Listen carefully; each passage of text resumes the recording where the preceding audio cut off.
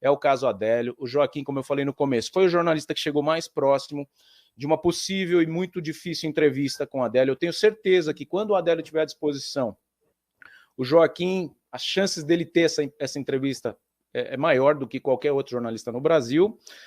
Quem conhece a história aí na internet sabe, ele fez um documentário e tudo mais. O que eu preciso saber, Joaquim, como que começou, como que você foi, como que você começou a investigar a facada? Foi uma pauta que caiu na sua mão, você que propôs? Como é que foi essa história aí? Bom, havia o seguinte, o Leonardo Atushi, que é o publisher lá do 247, né? Ele queria que eu fizesse, pediu que eu fizesse. Eu não quis fazer. Eu sempre falava, mas não tem outra pessoa que faça, que tenha esse ímpeto, a vontade de fazer, de ir atrás dos fatos. Isso logo na Eu falei, sequência, 2018. Isso foi em 2021. Tá. Porque é quando o 247 vai crescendo, então passa a ter condições de fazer um projeto como esse, tem público para isso. E aí, depois de algum tempo da gente conversar, a que tinha na época uma diretora de conteúdo, ela falou comigo pessoalmente, Joaquim, faça, não sei o quê, etc. Eu falei, bom, eu só faço se eu tiver carta branca, porque é possível que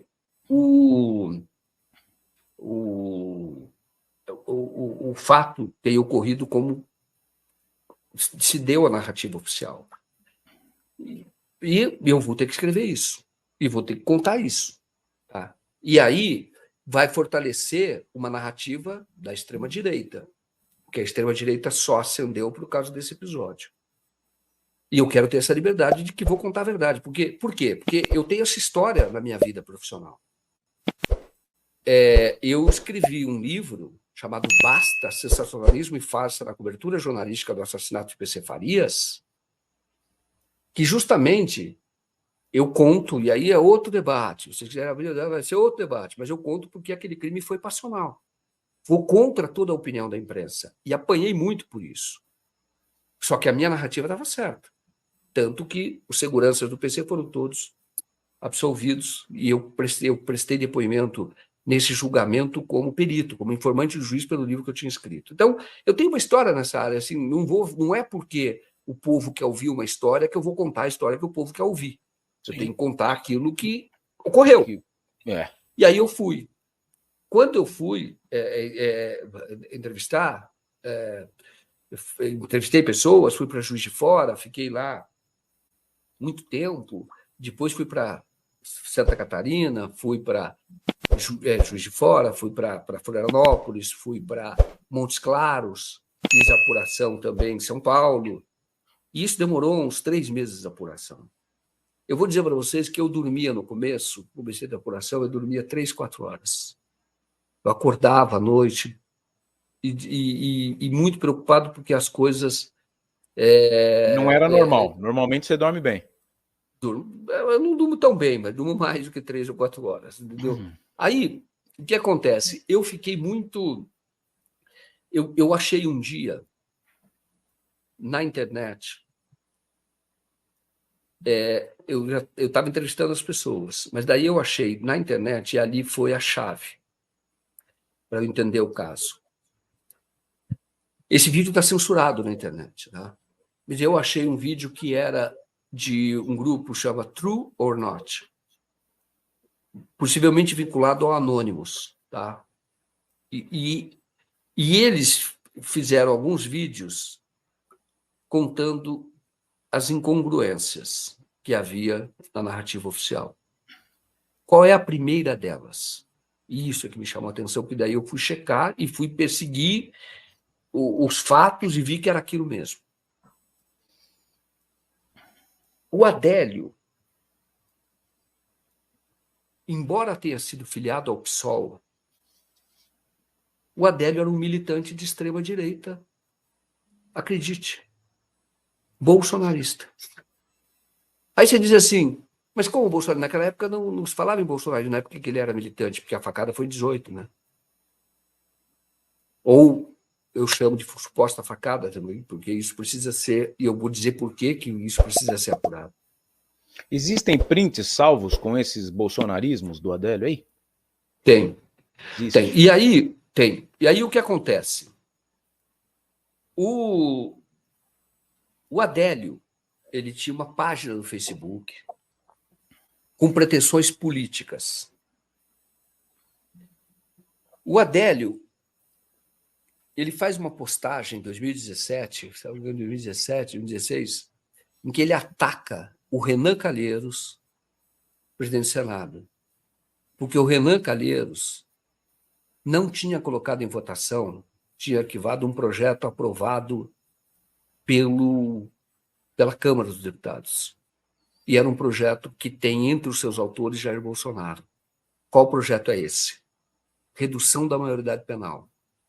O projeto reduzia a maioridade penal de 18 para 16 anos. Sem entrar no mérito, essa é uma pauta da direita, é uma pauta do Bolsonaro, antiga. Tá? E ele e outros deputados, que hoje é extrema-direita, apresentaram e aprovaram na Câmara, na ocasião. Isso foi para o Senado, o Renan arquivou. O Adélio ataca muito o Renan por causa disso, porque ele entendia que era a solução. Se você me mostrar um jornalista de esquerda, um militante de esquerda que defenda a redução da maioridade penal, eu falo, então, o Adélio é militante de esquerda. Não era. Aí, quando eu vi isso, eu fui ver outras postagens dele. Aí eu vi que o Adélio defendia, sabe o quê?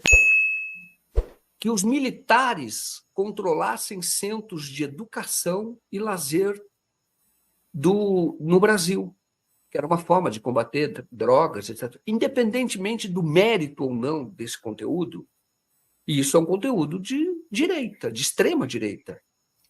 Naquela época em que se falava de intervenção militar. Aí eu fui ver o perfil do Adélio. O Adélio era um pregador evangélico da igreja quadrangular. Ele ia muito na quadrangular. Não é uma pessoa de esquerda. Não é o perfil de esquerda, portanto, era o perfil de extrema-direita. Então, por que é que ele se irritou tanto com o Bolsonaro? Onde é que ele começa a atacar o Bolsonaro? A primeira postagem do Adélio contra o Bolsonaro foi num post do próprio Bolsonaro, que ele entra e faz um comentário. Que queria encontrar o Bolsonaro na rua, que aí ele ia ver se ele era corajoso daquele jeito. E sabe quando ele faz essa postagem? Mais ou menos dia 7 de junho mais ou menos foi no dia 7 de junho. 7 de junho de 2018. O episódio de Juiz de Fora vai se dar no dia 6 de setembro. Julho, agosto, setembro.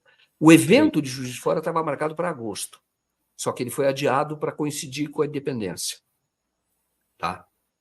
Quando o Adélio ele faz essa postagem, o que tinha mudado no Adélio? Que ele defendia a redução da maioridade penal e passou a atacar o Bolsonaro dizendo que queria encontrar ele na rua. No dia 6 de junho, ele terminou um curso de tiro. Um dia antes. Eu pergunto para você, o Adélio morava num cubículo que eu fui, mostro onde ele morava, que era uma pensão que não tinha banheiro, aparente de 2 metros por 4, 3, sem banheiro, insalubre completamente, porque ele pagava R$250 por mês, que é o que ele tinha, porque ele ganhava pouco.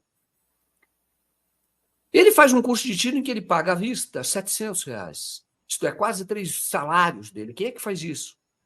Cadê a arma? No mesmo lugar do Carlos Bolsonaro, esse curso, Exato, né? Exato, é isso que eu estou te dizendo. Aí você diz o seguinte, ele vai por esse clube onde eu estive, onde eu tentei entrevistar, conversei com algumas pessoas lá, mas não foi uma entrevista formal.